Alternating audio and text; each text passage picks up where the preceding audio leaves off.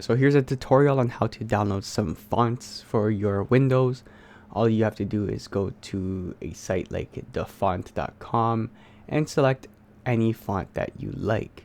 What I like to do is use the Keep Com font. It's my favorite. So all I have to do is hit download, and I can see this keepcom.zip. All you have to do is open it up in the downloads folder and then right click it. There's an extract all button.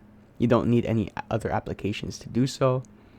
So once you do that, you'll have a readme and a installer.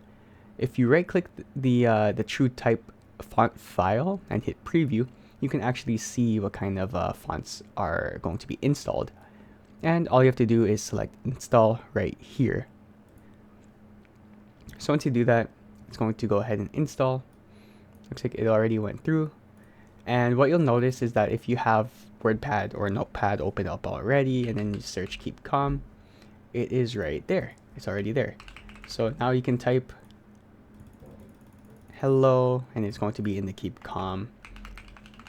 And there you go. It's that simple.